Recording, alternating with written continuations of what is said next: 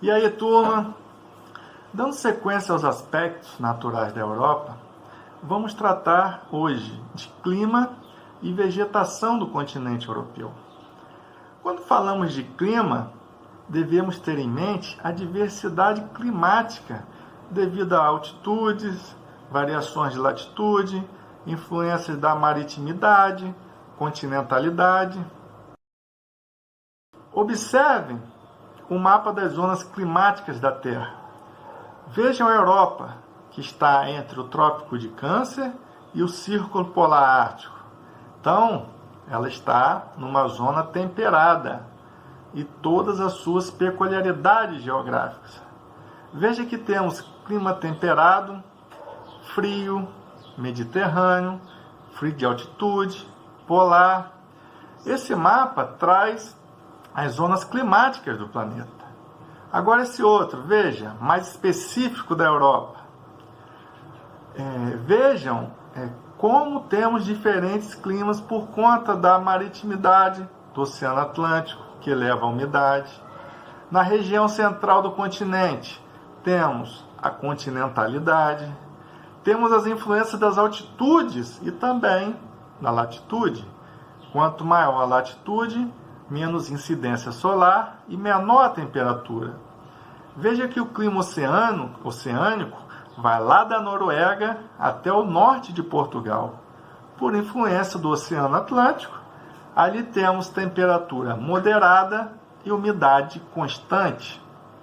Olha este climograma da Noruega, como a umidade é constante no clima oceânico. Agora, vamos ver o clima continental, que está no centro da Europa. Ali temos verões quentes e úmidos e invernos frios e secos. Veja este climograma da Polônia. Observem a alta umidade no verão. Lembrando que o verão da Europa é de junho a setembro e o seu auge é em agosto.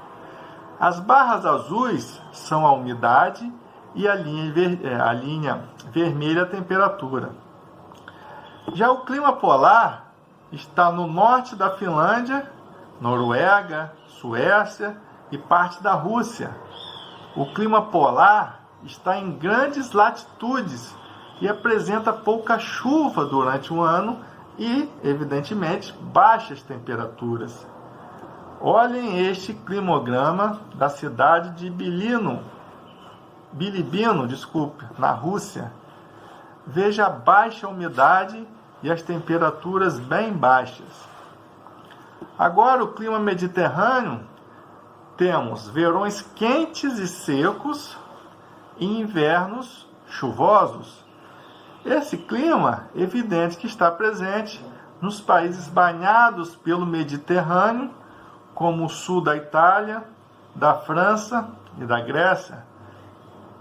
Veja o climograma da cidade de Roma, na Itália. Temos também o clima de montanha, que possui baixas temperaturas devido à sua altitude. Só para termos uma ideia do clima de montanha, a cada 100 metros a temperatura diminui entre 0,5 e 1 grau. As partes mais elevadas possuem neve constante. Veja o clima de montanha nos Alpes, nos Pirineus, com chuvas, nevascas e geadas. Apesar de não ser tão intenso, podemos também mencionar o clima desértico, que está localizado na Espanha.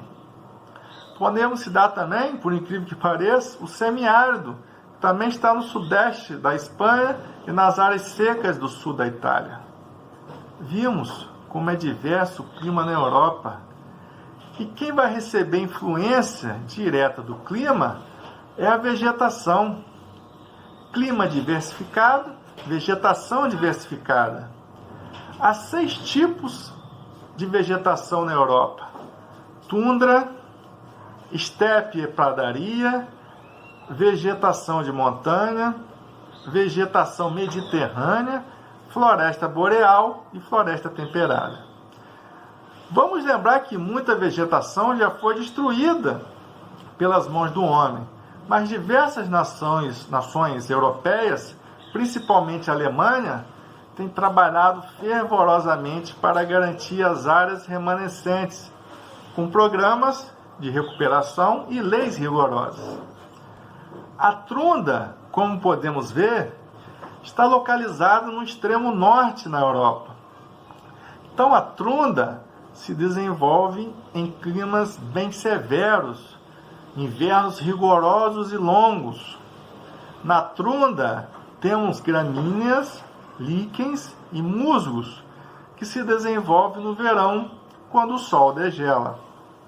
Não há árvores, plantações de grande porte, devido justamente ao clima não propício.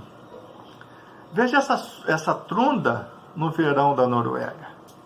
Já a estepe e pradaria estão no leste-sudeste da Europa, nas planícies da Rússia, Ucrânia e países do Cáucaso.